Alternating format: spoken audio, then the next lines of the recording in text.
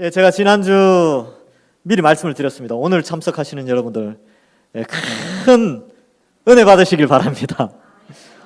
사실 오늘 내용은 정말 하나님이 칼빈에게 주신, 제가 이제 칼빈이라고 이야기하는 이유가 있습니다. 큰 은혜의 이 부분이 아닐까 생각합니다. 왜냐하면 제가 내일부터 종교개혁지를 가지만 이 칼빈이 죽기 직전에 마지막으로 주석을 남겼는데 그게 다니엘서입니다.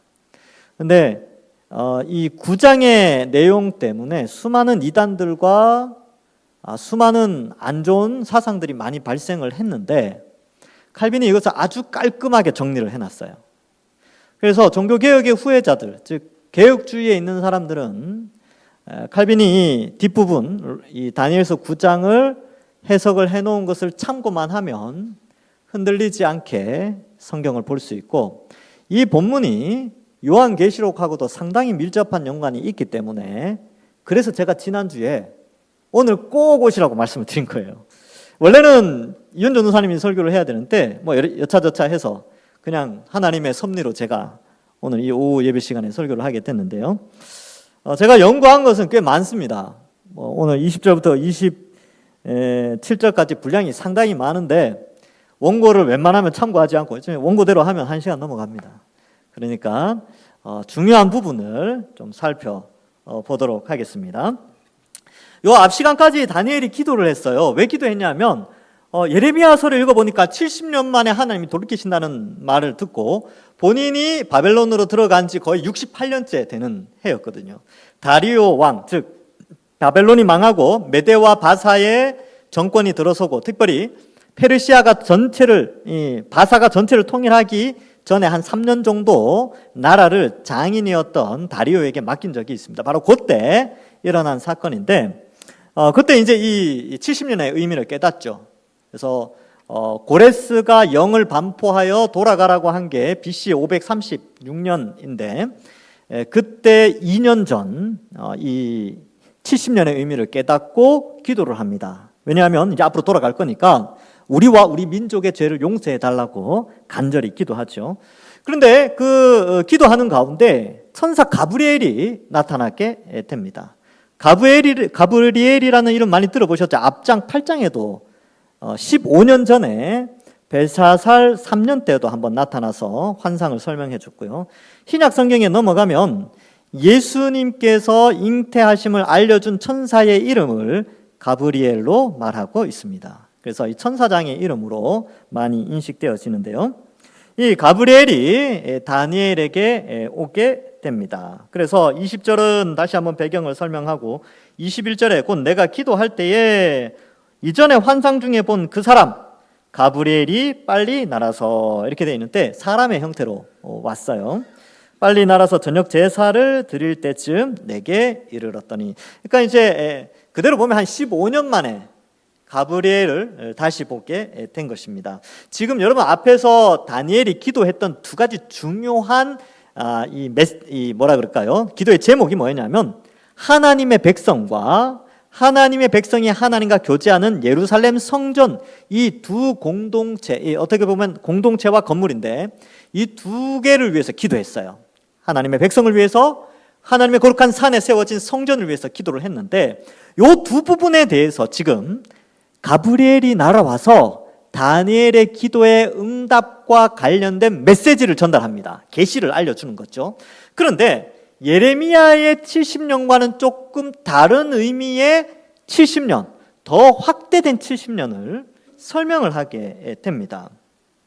그리고 그가 이렇게 말하죠. 22절에 보니까 내게 가르치며 내게 말하여 이르되 다니엘아 내가 이제 내게 지혜와 총명을 주려고 왔느니라. 여러분, 다니엘은 바벨론과 바사와 페르시아의 최고의 지혜자였습니다.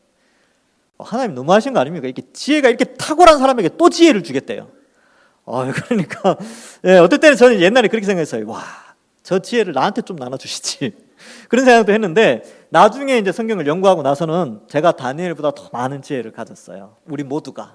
왜냐하면 다니엘은 예수님을 구체적으로 알지는 못했거든요. 우리는 이미 예수님의 십자가 사건까지 다 알고, 다니엘은 천사가 나타나서 계시를 알려주지만 우리는 기록된 성경, 그 계시의 말씀이 언제든지 우리 가까이에 있으니까 그런 의미에서 우리는 다니엘보다 더 지혜롭고 복받은 시대에 살고 있습니다. 그래서 제가 이제 나중에 깨닫고 하나님, 제가 다니엘보다 더 많은 지혜를 가지게 해주심을 감사합니다. 그렇게 기도한 적도 있습니다.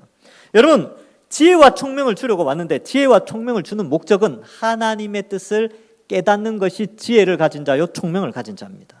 여러분, 이 세상에 지혜자와 총명하다고 하는 사람들 많이 있죠. 또 총명해지려고 세상에 총명탕이라는 것도 있습니다. 그게 먹으면 총명해진대요. 그만큼 이 세상 사람들은 총명하고 지혜로운 것을 추구하는데 성경에서 말하는 지혜와 총명은요, 하나님의 뜻을 아는 사람을 다 지혜롭다, 총명하다라고 말씀합니다. 그래서 이 다니엘에게 하나님의 계시의 말씀을 알려주러 온 것이죠. 근데 제가 이제 쭉 읽어봤는데 다니엘이 과연 이걸 제대로 알았을까? 기록은 해놨는데 우리는 알고 있죠. 우리는 아는데 다니엘이 과연 이것을 처음 들었을 때 알았을까? 그런 의미에서 우리가 더 이 지혜와 총명이 풍성한 시대에 우리가 살아가고 있는 것입니다. 그래서 23절에 곧 네가 기도 시작할 쯤에 명령이 내렸으므로, 하나님이 명령 내렸겠죠. 내게 알리러 왔느니라. 너는 크게 은총을 입은 자라. 우리는 더 크게 은총을 입은 자입니다. 우리는 더 예수 그리스도의 십자가 형벌대속의 은혜와 그 십자가와 관련된 그리스도의 오심, 이 모든 이후 시대에 살아가기 때문에 그렇습니다. 그런즉 너는 이 일을 생각하고 그 환상을 깨달을지니라. 그러면 이 일과 그 환상은 뭐냐면, 이 일이라는 단어가 사건 이런 뜻이고요. 환상은 우리가 알다시피 환상인데, 이 예레미야가 70년에 대한 예언을 했는데 그것을 사건과 환상으로 말하면서 해석을 해주게 됩니다. 그래서 24절부터가 이제 본론에 들어가게 되지요. 그래서 자, 기억하셔야 돼요. 지금 두 가지를 알려주려고 해요. 예루살렘 성은 어떻게 될 것인가? 이스라엘 백성은 어떻게 될 것인가? 이 부분을 설명을 하게 됩니다. 자, 그래서 우리는 이제 오늘 이 24절 이하의 본문을 살피면서 성령께서 어떻게 우리를 깨닫게 하시는가를 함께 생각해 보도록 하겠습니다.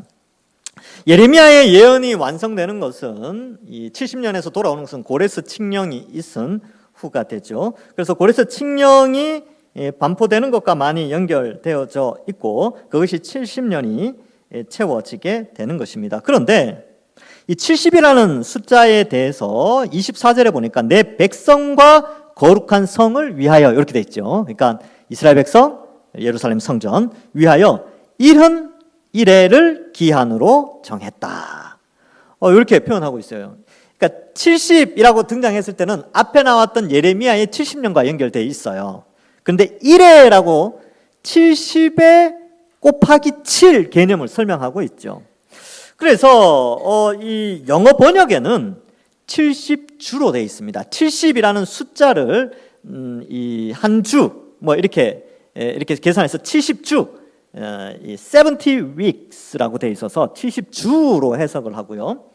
그런데 영어 번역본 대부분 그렇게 되어 있는데 다른 번역 한 군데만 이 GNT라는 번역이 있는데 거기에만 7 times 70 years라고 되어 있어서 70년에 7번 이렇게 번역을 해놨어요. 근데 70이라는 것은 70년을 의미하고 1회라는 것은 70번을 의미합니다. 그래야 앞에 나왔던 예레미야의 70년과 연결되어져서 올바른 해석을 할 수 있게 되는 것이죠. 그렇다면 70년의 개념은, 예레미야의 70년의 개념은 어느 정도 이해하는데 왜 곱하기 7을 했을까? 그게 좀 궁금하잖아요. 그래서 학자들이 이거 2000년 동안 연구해놨어요. 왜 7배를 설명하느냐 하면 7배라고 했을 때 구약에서 7배는 요럴 때 쓰입니다. 레위기 26장 18절에 보니까 또 만일 너희가 그렇게까지 되어도 내게 청종하지 아니하면 너희의 죄로 말미암아 내가 너희를 7배나 징벌하리라. 그래서 이 심판과 징벌과 연단과 깨닫게 함의 그 기간을 가중하는 의미에서 7배라는 단어를 많이 쓰게 되는 것이죠. 여러분, 이스라엘이 70년 동안 포로 생활을 하게 되지 않습니까? 왜 포로 생활을 했냐면 이 포로로 잡혀가기 전에 우상 숭배가 아주 극에 달했습니다. 하나님을 멀리하고 하나님 섬긴다 그러면서 무당 섬기고 온갖 점집 돌아다니고 뭐 하늘의 별 이런 거 다 만들어 놓고 절하고 막 그랬어요. 그래서 하나님이 도저히 견디다 못해서 이들을 다 흩어버리시고 70년의 연단의 기간을 또 뭐라 그럴까요? 이 징벌의 기간을 70년을 주시는데 그 70년의 7배를 더하게 되는 것이죠. 그런데 여러분, 이 이스라엘이 지은 죄는 반역죄입니다. 근데 반역죄가 언제부터 시작됐냐면 태초에 에덴에서부터 시작되었죠. 그렇게 보면 온 인류는요 다 하나님의 징벌 아래 들어가 있다, 이런 의미도 함께 생각해 볼 수 있습니다. 그래서 70년의 징벌의 7배인 490년의 징벌에 대해서 설명하고 있습니다. 그런데 이 숫자의 개념은 상징으로 이해하시면 됩니다. 뒤에 설명되어지는 내용 때문에 이 모든 것이 상징으로 됩니다. 그래서 그 6개의 부정사가 나오면서 6개의 단어를 3개씩 나누어서 24절에 설명하는데, 여러분 이 6개를 지금 설명하는데 이게 어느 시대인지 한번 생각을 해보세요. 자, 첫 번째, 허물이 그치며 죄가 끝나며 죄악이 용서되며 영원한 의가 드러나며 환상과 예언이 응하며 또 지극히 거룩한 이가 기름 부음을 받으리라. 자, 6가지를 제가 설명을 해드렸어요. 앞에서는 좀 부정적인 거고 뒤에는 긍정적인 내용들이 나오는데 딱 읽어보니까 예수님하고 좀 연결되어 있지 않나요? 그죠? 네, 예수님과 연결되어 있죠. 예수님으로 말미암아 우리의 이 허물이 이 씻음을 받습니다. 그리고 죄가 용서함을 받죠. 죄악이 용서되고 죄가 끝나는, 왜냐하면 성령이 우리 속에 오셔서 성령의 인도하심을 받아 살 수 있도록 하셨기 때문에 그렇습니다. 그리고 예수님은 영원한 의의 왕으로 이 땅에 오셨고요, 환상과 예언이 다 응하여져서 또 거룩하니 예수님께서 기름 부음을 받으셨다, 즉 메시아이심을 나타내게 됩니다. 자, 그래서 이러한 것들을 좀 생각을 해 본다면 이 6가지의 의미는 예수님의 초림으로 말미암아 성취가 되어졌다라는 것을 알 수가 있게 됩니다. 그래서 여기 보면 영원한 의, 이런 표현은 예수님을 표현하는 모든 것들이고요, 또 환상과 예언이 응하였다라고 되어 있죠. 이 응하였다라는 표현은 성취가 되어지고 영어로 보면 to seal이라고 돼서 뭐랄까요, 접착이 되어져서 밀봉이 되어진 상태를 의미합니다. 여러분, 환상과 예언이 더 이상 나타나지 않고 밀봉이 되는 이유가 뭘까요? 왜냐하면 기름 부음 받은 자로 말미암아 환상과 예언이 다 이루어졌기 때문에 더 이상의 환상과 예언은 필요 없게 됩니다. 이 환상과 예언이 응하여졌다라는 것, 즉 임봉이 되어졌다라는 것은 이제 성경이 66권으로 다 정리가 되어졌기 때문에 더 이상의 환상과 예언, 계시, 특별 계시 이런 건 없어요. 그래서 제가 늘 말씀드리지만 산에서 환상 봤다, 뭐 금식해서 뭐 천사가 나타났고 예수님 나타나서 성경 이렇게 풀어줬다, 그런 거 다 믿지 말라 그랬어요. 예, 그런 거 믿으시면 안 됩니다. 그래서 이단들이 다 그렇게 주장하죠. 자기가 뭐 기도원에서 기도하다가 뭐 계시 알려줘서 계시록 이렇게 하라고 해가지고 했다 그러면서 막 이단들이 다 그래요. 예. 그런데 성경은 명확하게 예수 그리스도의 초림으로 말미암아 완전한 계시가 완성됩니다. 구원이 완성되어진 것이죠. 그래서 1세기 사도들이 죽고 나서 2세기 때 바로 성경 66권, 여러분 우리가 지금 들고 있는 이 66권이 그대로 이미 2000년의 역사를 가지고 똑같이 지금껏 유지되어 오고 있는 것입니다. 그리고 지극히 거룩한 이가 기름 부음을 받죠. 그런데 여러분 영어 성경에 보면요, 지극히 거룩한 이라고 되어 있는 이 부분이 the most holy place라고 되어 있어요. 어떻게 되냐면 가장 거룩한 장소라고 되어 있습니다. 이상하지 않습니까? 한글 번역에는 거룩하니 사람으로 번역해놓고 영어 번역에는 왜 장소라고 해놨습니까? 이유가 있습니다. 왜냐하면 여러분 이걸 장소로 번역해도 전혀 문제가 없어요. 가장 거룩한 장소는 성전이지요. 근데 성전은 누굽니까? 예수님 아닙니까? 요한복음 2장 21절에 이런 말씀이 나와요. 그러나 예수는 성전된 자기 육체를 가리켜 말씀하신 것이라, 이렇게 되어 있어요. 즉 이 가장 거룩한 곳이 기름을 부음을 받는다. 이거 이렇게 해석을 하든지 가장 거룩한 사람이 기름 부음을 받는다라고 해석을 하든지 둘 다 예수님을 통하여 성취가 되어집니다. 자, 그래서 지금 이 환상 해석의 두 가지는 그거라 그랬죠. 하나님의 백성은 어떻게 될 것인가? 하나님의 성전은 어떻게 될 것인가? 결국 이 두 문제는 예수 그리스도를 통하여서 성취가 되어지는데, 하나님의 백성은 예수 그리스도를 믿는 모든 사람들이 하나님의 거룩한 백성이 되어지고요, 성전도 역시 예수님이 성전인데 우리가 신약 시대를 살아가는 우리가 그리스도와 연합되어져서 성전으로 지어져 가게 되는 것이지요. 그러면 이런 신약 시대의 그런 메시지들을 지금 BC 538년에 하나님이 가브리엘을 보내서 한 500 몇 년 지나면 이런 일들이 있을 거야 라고 계시의 언어로 가르쳐주고 있는 것입니다. 자, 이처럼 여기 이제 24절은 그렇게 해석을 할 수 있고요. 그러므로 너는 깨달아 알지니라 예루살렘을 중건하라는 영이 날 때부터. 이 영은 고레스의 영으로, 고레스가 공포한 영입니다. 그래서 고레스 원년이 536년인데 그때에 이제 발표가 됐죠. 지난번에 그림 한번 사진 하나 보여드렸죠. 고레스 칙령이 기록된 실린더 원통이 있다 그랬죠. 그래서 영국 대형 박물관인가요? 거기에 이제 페르시아 관에 가면 이게 있는데, 거기 번역하면 이제 고레스 실린더 그 자체는 유대 백성에게 주어진 메시지는 아니에요. 거기 내용을 보면 모든 노예들은 각자 자기 나라로 돌아가서 자기 신을 섬겨라, 그런 내용이 있는데, 유대인에게 발표된 칙령은 너희는 너희 하나님을 섬겨라, 그런 칙령의 내용들로 되어져 있습니다. 여러분, 근데 이 부분을 가지고 예루살렘을 중건하라는 영이 날 때부터 이 영이 무슨 영이냐에 대한 해석이 몇 가지로 되어 있냐면 7가지로 되어 있어요. 네, 7가지가 있는데, 저나 우리 개혁주의 안에서는 이 영은 바로 고레스가 명령한 그 영, 성전을 건축하라는 그 영으로 해석하고 있습니다. 그래서 나중에 이제 다리오 왕, 그러니까 이 다른 다리오예요. 고레스의 후손 중에 다리오 왕이 있었는데 이제 장인 이름도 다리오고요.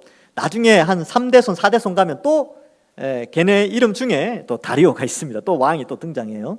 그때 이제 학개와 스가랴가 등장하죠. 그때 명령이 또 한 번 발표됩니다. 성전 건축하라고. 그리고 나중에 아닥사스다 왕 때에 느헤미야를 통하여서 또 칙령이 내려져요. 그래서 이 영을 요 3가지 중에서 어떤 걸로 할 것이냐, 아니면 그 이전에 고레스 이전에 있었던 그런 내용들을 가지고 와서 그 영으로 볼 것이냐, 하여튼 7가지로 설명하는데 우리는 고레스 영으로 해석을 하게 됩니다. 역대하 36장 22절과 23절에 이런 내용이 나옵니다. 바사의 고레스 왕 원년에 여호와께서 예레미야의 입으로 하신 말씀을 이루시려고 여호와께서 바사의 고레스 왕의 마음을 감동시키심에 그가 온 나라에 공포도 하고 조소도 내려 이르되, 바사 왕 고레스가 이같이 말하노니 하늘의 신 여호와께서 세상 만국을 내게 주셨고 나에게 명령하사 유다 예루살렘의 성전을 건축하라 하셨나니 너희 중에 그의 백성된 자는 다 올라갈지어다. 너희 하나님 여호와께서 함께 하시기를 원하노라 하였더라. 고레스가 이 영을 반포하게 됩니다. 자, 그래서 여기 기름 부음 받은 자 곧 왕이 일어나기까지라고 되어 있죠. 그러면 잘 생각해 보세요. 고레스의 영이 반포된 BC 536년부터 기름 부음 받은 자 곧 왕이라고 되어 있으니까 이분은 예수님이죠. 24절에 기름 부음 받은 거룩한 이가 있는데 그가 25절에 기름 부음을 받은 자 그는 곧 왕이다라고 표현하고 있어요. 그래서 예수님 우리의 왕이시지 않습니까? 그분이 오시기까지의 기간 동안에 그 기간을 어떻게 설명하느냐 하면 7일에와 62일에라고 표현을 합니다. 자, 70일에라고 했죠. 70일에인데 70일에 중에 69일에를 어떻게 간단하게 설명하느냐 하면 영이 나고 기름 부음 받은 자가 나타날 때까지가 69일에다 라고 표현을 합니다. 근데 왜 앞에 7일에를 따로 뗐느냐 하면 77이 49년이잖아요. 그래서 고레스부터 다리오 왕 때까지의 기간, 그 기간에 특별히 이 성전이 활발하게 지어지게 되기 때문에 그렇게 구분한 것으로 보고요.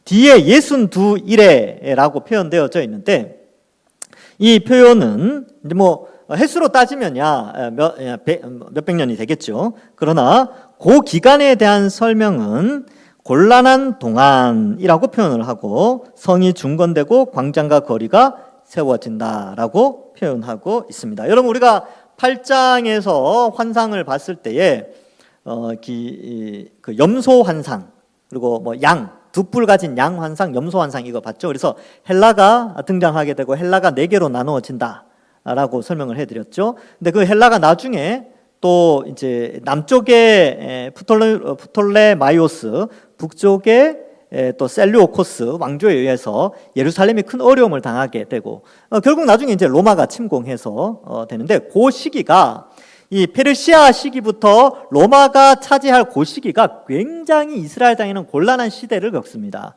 그래서 북쪽의 셀류쿠스 왕조 중에 안티오쿠스 4세라는 사람이 예루살렘을 침공해서 세상의 성전에 제우스상을 세웁니다. 우상을 이게 세우고 거기 절하게 하고요. 부정한 짐승이라고 여겼던 돼지를 제물로 드리게 하는 그런 아주 끔찍한 역사가 한번 있었어요. 그러니까 이 전체 역사를 보면 아주 이렇게 곤란한 시대고, 근데 그것 때문에 또 이제 유대인들은 열받아가지고 제가 마카비우스 이야기했었죠. 마카비 운동. 그래서 이 마카비 삼형제 가운데 막내를 통해서 하스모니안 왕조가 형성되어졌. 뭐 기억나십니까? 뭐 그런 게 있어요. 예전에 다 했는데 까먹어도 괜찮습니다. 근데 이 시대가 정말로 혼란한 시대였어요. 이 400년, 500년 정도 기간이. 근데 그 기간이 끝나면 기름 부음 받은 왕이 등장하게 된다라는 것을 말씀해 주고 있습니다. 그래서 이제 그렇게 되는데 장차 한 왕이 등장하죠. 요 왕과 기름 부음 받은 왕은 다른 사람입니다. 그래서 26절에 62일의 후에, 자 이제 그러면 62일에, 그러니까 7일에 62일에, 즉 69일에가 지난 후에 마지막 한 일회가 남았어요. 마지막 7년이 남아 있습니다. 마지막 7년에 기름 부음 받은 자가 끊어져 없어진다. 그러면 여러분 무슨 생각이 듭니까? 기름 부음 받은 자가 누구라고요? 예수님이잖아요. 메시아. 메시아의 뜻이 그리스도인데 그 뜻이 기름 부음을 받은 자라는 뜻이에요. 그러면 기름 부음을 받은 메시아가 끊어진다라는 것은 죽음을 의미하게 되겠죠. 그렇죠? 메시아가 죽게 되고 예수님의 십자가를 상징하게 됩니다. 그리고 한 왕이 등장해요. 장차 한 왕의 백성이 와서 그 성읍과 성소를 무너뜨리려니와 그 마지막은 홍수에 휩쓸림과 같을 것이며 또 그 끝까지 전쟁이 있으리니 황폐할 것이 작정되었다. 뭐 이렇게 돼 있죠.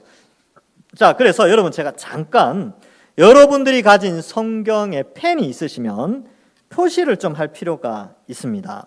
그래서 화면을 제가 띄워 드릴게요. 떴네요. 자, 24절에 보면 여기 허물부터 받으리라. 요걸 이렇게 갈로로 묶어 두세요. 여기 6가지 부정사가 나오는데 요 내용은 바로 예수님의 초림으로 말미암아 성취된 내용들을 설명합니다. 그다음 26절에 장차 한 왕 여기부터 작정되었느니라라고 여기를 갈로를 치시고 이렇게 써놓으세요. 어떻게 써놓냐면 삽입 9 이렇게 써놓으면 됩니다. 그러면 어떻게 읽으면 되냐면 62일의 후에 기름 부음 받은 자가 끊어져 없어질 것이며 그가 장차 많은 사람과 더불어 한 일해 동안의 언약을 굳게 맺고 이렇게 가면 되는 거예요. 그러면 여기 보세요. 요 그가 그가 누구냐? 요 해석이 중요한데 요 그는 바로 기름 부음 받은 자, 그 다음에 여기 앞에 나왔던 왕, 기름 부음 받은 자 곧 왕이 그가 됩니다. 자, 요 표시를 해놔야 본문을 이해할 수가 있어요. 만약 이 표시를 안 해놓으면 장차 한 왕이 하여튼 나쁜 왕이죠. 나쁜 왕이 와가지고 성읍과 성소를 무너뜨린단 말이죠. 근데 이 왕 그가 장차 사람들과 더불어 언약을 맺고 이렇게 해석을 해버리면 안 된다는 거예요. 근데 이렇게 해석을 해가지고 이상하게 해석하는 자들이 있는데 뭐 세대주의자들이나 이단들이 많이 이렇게 해석을 하기도 합니다. 그러나 요게 삽입구라는 것을 칼빈이 잘 알려줬어요. 요거 헷갈리면 안 되니까 반드시 요 본문을 해석할 때는 요것이 이렇게 갈로를 쳐서 여기에 나오는 요렇게 읽은 다음에 요렇게 읽어가라는 것이죠. 예, 다시 한번 강조를 위해서 요렇게 읽은 다음에 그 밑에 27절 요렇게 읽으면 오해가 없다라는 것입니다. 아시겠죠? 왜 제가 이 말을 하냐면 이 글을 앞에 나오는 한 왕으로 해석을 하면서 이 왕을 적그리스도다라고 하면서 적그리스도가 많은 사람과 더불어 언약을 맺고 뭐 예배 금지시키고 가정한 날개 뭐 이렇게 하면서 이걸 막 그렇게 설명을 해요.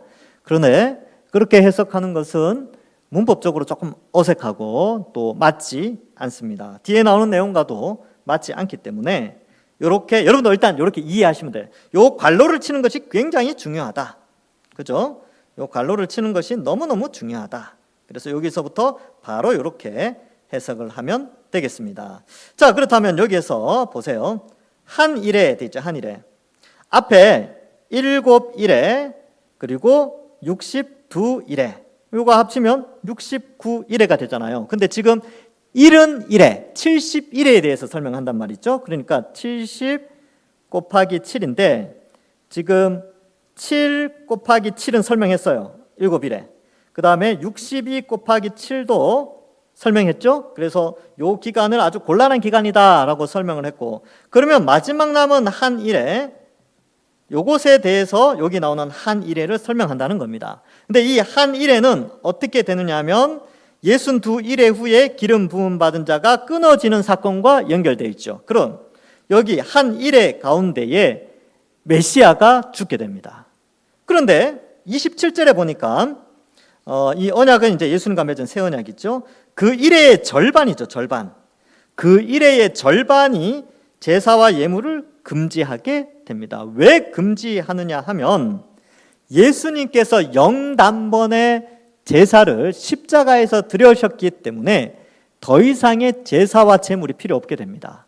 그리고 제사와 제물을 드리려면 예루살렘 성전이 있어야 되는데 예루살렘 성전이 AD 70년에 무너지게 되는 것이죠. 그런 의미에서 이 표현이 되어집니다. 그래서 이 절반. 그러면 여러분 1회가 이 마지막 한 1회, 즉 이게 7년인데 글씨 때문에 시험 들지 않았으면 좋겠습니다. 7년의 절반이면 어떻습니까? 3년 반이죠. 3년 반. 3년 반. 이걸 주로 바꾸면 달로 바꾸면 42, 42달이 됐죠. 맞죠? 그 다음에 날수로 바꾸면 1390일인가요? 1360일인가요? 하여튼 그 날로 이렇게 표현되어 있고, 또 한때, 두때, 반때 이렇게 표현합니다. 여러분 요한계시록에 보면 42달 동안 하나님의 성전이 발필이라 라는 표현이 나오고, 한 여인이 등장했는데 광야로 가죠. 근데 하나님이 그 여인을 독수리의 날개로 끌어당겨서 보호합니다. 어느 때까지? 한때, 두때, 반때. 그리고 이 1260일인가요? 이게 한때 3년 반을 날짜로 했을 때는 그 숫자가 나와요. 그러면 한때, 두때, 반때, 또 3년 반, 이 개념이 어디에서 나오냐면 바로 이 다니엘서 9장에 나오게 됩니다. 그러면 3년 반이 여기에 보면 1회의 절반에 해당되고, 그 1회 절반 동안에 아이고 갑자기 또 이게 뜨네요. 좋습니다. 화면을 바꿔주세요. 자, 그러면 3년 반 동안에 이 일이 일어나게 되는 것이지요. 자, 그래서 이러한 표현들을 좀 생각해 볼 수 있고요. 그 다음에 또 한번 생각해 봐야 될 것이, 뒤에 보면 여러분 27절 뒤에 보면 또 포악하여 가증한 것이 날개를 의지하여 선다라고 되어 있습니다. 다시 화면을 좀 바꿔주세요. 다시 이제 제가 똑바로 해놨습니다. 거기에 보면 여기에 보면 가증한 것이 날개를 의지하여 설 것이다 이렇게 돼 있죠. 그렇죠? 그러면 많은 사람들이 궁금해합니다. 가증한 것이 뭘까? 그래서 어떤 사람은 이거 예수님 오시기 전에 예루살렘 성전이 지어지고 그 성전에 아주 가증한 것이 세워져 가지고 그렇게 해가지고 또 뭐 이렇게 할 것이다 이렇게 생각을 하는 사람들이 있어요. 이 세대주의자들이나 아니면 이단들이 그런 생각을 많이 하는데, 여러분 예수님이 이거를 또 해석을 해주셨어요. 여러분 사람이 뭐라고 해석해도 예수님이 해석해버리면 끝나죠. 그렇지 않습니까? 그죠? 신약 성경에서 예수님 이거는 이거야 라고 하면 끝나는 거예요. 그래서 가증한 것이라고 되는데 사실 이 것은 단수로 쓰였는데, 단수로 번역되는데 사실은 것들입니다. 것들, 식구침이라고 해서 복수형을 쓰고 있어요. 것들. 그러니까 어떠한 이 가증한 것을 적그리스도나 마지막 때에 나타날 그걸로, 이 가증한 것은 적그리스도다라고 이렇게 설명하는데 그거는 단수로 해석을 했다는 거예요. 그러나 원어는 복수로 되어 있습니다. 그리고 예수님도 이것을 복수로 해석을 하시지요. 그러면 이 가증한 것이 뭐냐라고 했을 때에 이것이 마태복음 24장 15절과 16절에 예수님이 힌트를 주고 있습니다. 제가 자막이 떠 있죠? 제가 읽어드릴게요. 그러므로 너희가 선지자 다니엘이 말한 바 멸망에 가증한 것이 거룩한 곳에 선 것을 보거든. 읽는 자는 깨달을진저 그때 유대에 있는 자들은 산으로 도망할지어다. 예수님도 이 구절을 했어요. 자, 그러면 예수님이 이 말을 했다는 것은 지금 멸망에 가증한 것이 거룩한 곳에 선 것이 미래의 일이라는 것을 말씀해 주죠. 예수님이 살아있을 때가 아니라 미래의 일이에요.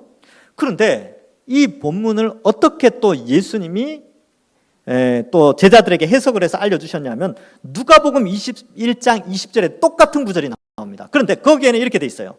너희가 예루살렘이 군대들에게 에워싸이는 것을 보거든 그 멸망이 가까운 줄을 알라. 그때 유대에 있는 자들은 산으로 도망할 것이며 성내에 있는 자들은 나갈 것이며 촌에 있는 자들은 그리로 들어가지 말지어다. 이렇게 해석돼 있죠.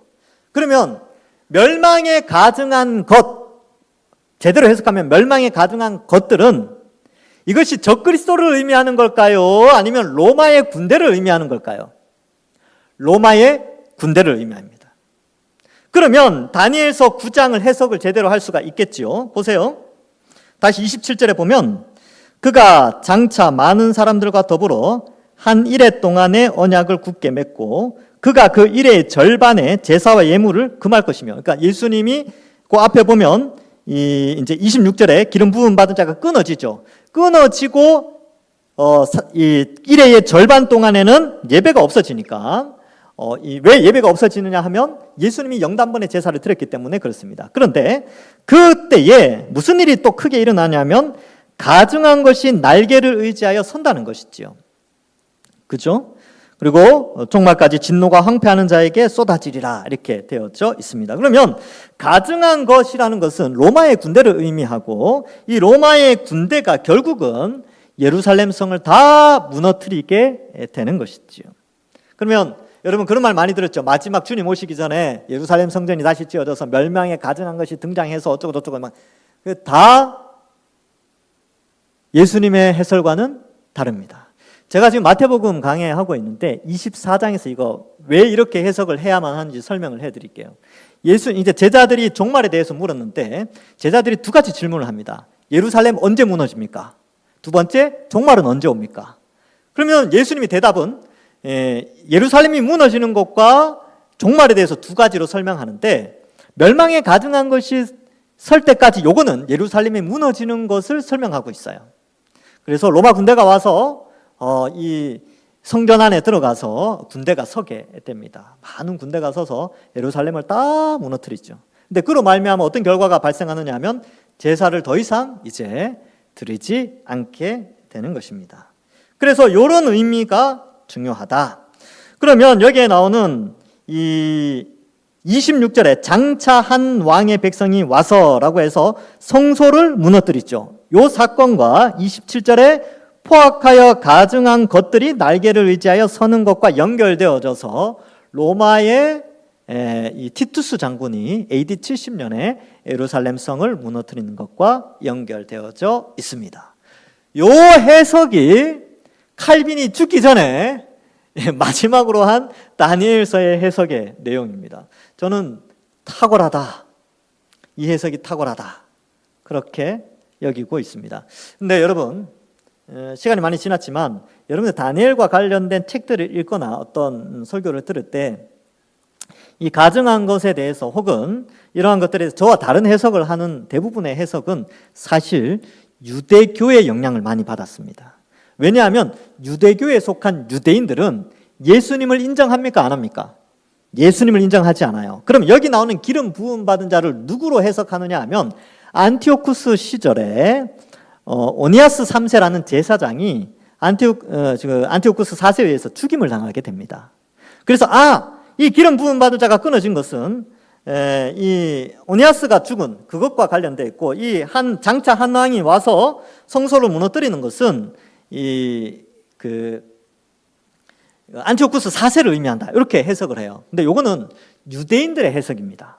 왜? 기름 부음 받은 자를 예수님으로 해석하기 싫어하는, 인정하기 싫어하는 마음 때문에 그렇죠. 근데 단어적으로 봤을 때에 무너뜨린다라는 이 표현은 완전히 붕괴된다라는 히브리어입니다.